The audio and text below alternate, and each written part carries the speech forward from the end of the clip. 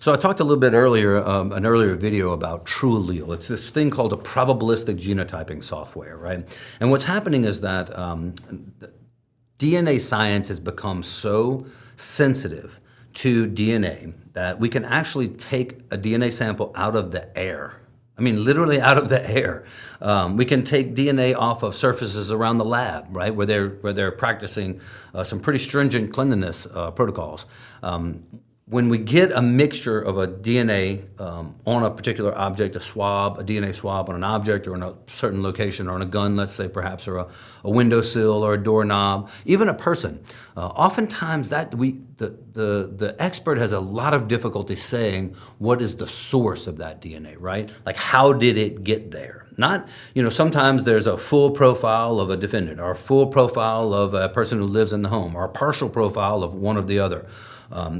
But the expert has a lot of trouble saying why or how that got there, right? The activity proposition of who deposited the DNA and how was the DNA deposited. It's my assertion for another video that that's an impossible scenario for experts without a tremendous amount of research that's not been done, okay?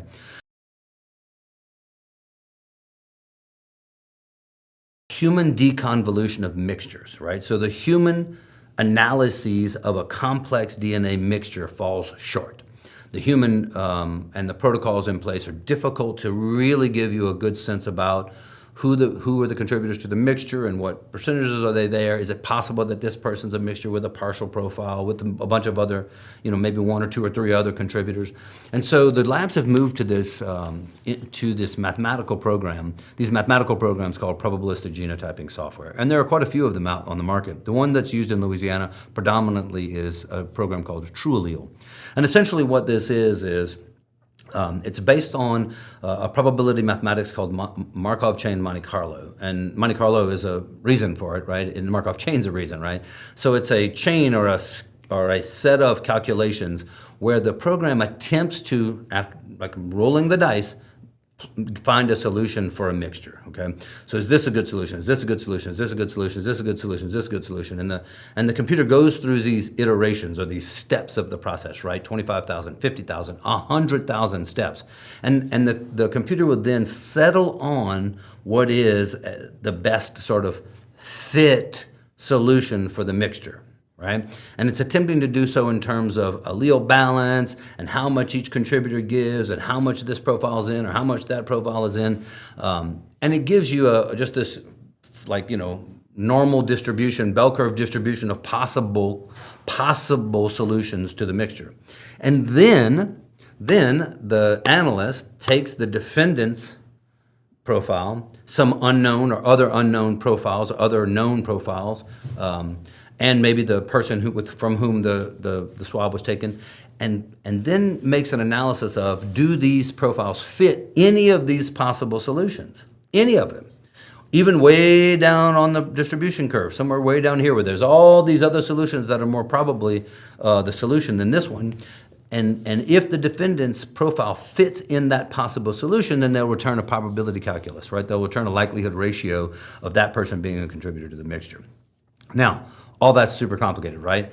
I bet everybody's listening and understood every bit of that. Well, the truth of it is that very few of you will, because it's super complex. And I've just touched the surface. I mean, I've scratched the surface of this incredibly complex program. And I mean, there are mathematical triggers all in this matter. There are a number of algorithms being used, not just Markov chain Monte Carlo, but also a Metropolis-Hastings algorithm. There's also some algorithms relative to a measure of the chain itself and whether or not the chain is lost or whether it's a good chain or a bad chain, given another couple of numbers, another couple of algorithms that are applied. And then finally, the human factor, right? The human factor always comes in, right, of does this person match? And why does the human factor, like one of the big selling points for this program, and really all these programs, is it's defendant agnostic, which is to say that we do these calculations and we figure out the probability without even knowing the defendant's profile. Yeah, well, they figure out billions of solutions, and then they get the defendant's profile, and they're like, oh, look, the defendant's one of these billions of solutions. The defendant fits into it. And, well, it sort of begs the question, well, these billions and billions of profiles, Don't you think you're going to get one where the defendant's, partial profile might fit into that? That's a good question, actually. But even more than that, what happens is that the analyst makes a determination based on all of these, like 3 or 4 or 5 different measures, right? At least in the local labs, and whether or not, because of those 4 or 5 measures, they can rely on. Here's the trick: they can rely on the approximate or close value of 2 separate runs. So what they do is they say, here's 2 separate runs, and in these 2 separate runs that pass all of these checks, we got real close to the value of each one of them, so this must be the best solution, and then we're just going to return one of the probabilistic assertions, one of the likelihood ratios of these 2 runs. And you say, well, wait a second, if there was just 2 runs, what are the other runs, right? There are multiple other runs where the numbers are completely and utterly different. And those are just ignored, right? We had just had a case where there were 2 runs that matched all of the protocols and 2 other runs in the same evidence sample with the same data that matched all of the protocols. One of them was a 64 quadrillion likelihood ratio, and the other one was about a 50,000 likelihood ratio. The difference in the weight of those 2 cannot be overstated. How much more weight that upper one gets. In fact, the bottom one was very close to the limit of reporting for this particular lab. But instead of using the bottom match, the 2 matches, right, that passed all the protocols from the lab, that did everything it was supposed to do, instead of using that lower number to report against the defendant, they just arbitrarily chose the higher number and reported that. Because the lab personnel said from the stand, because it was a better probability match. Well, yeah, you mean it was better for the state? It was better for the lab, better for the state, better for a finding of guilty? But what about the others? I mean, this is a serious issue, right? And this is up, we have this particular case up on appeal to one of the appeals courts in Louisiana, because we don't believe that this program should be able to be used, right? If you can return on the same data, the same evidence, the exact same data, if you can return 2 like grossly different results that pass all lab protocols, then how is that reliable? And reliability is a cornerstone of the offering of evidence, of expert evidence in the courtroom. Reliability is one of the things that is required before evidence can be given to a jury. And in this case, how is something reliable if we can get 2 completely, materially different answers on the same data, on the same set of facts, on the same evidence, in the same case? That doesn't make any sense.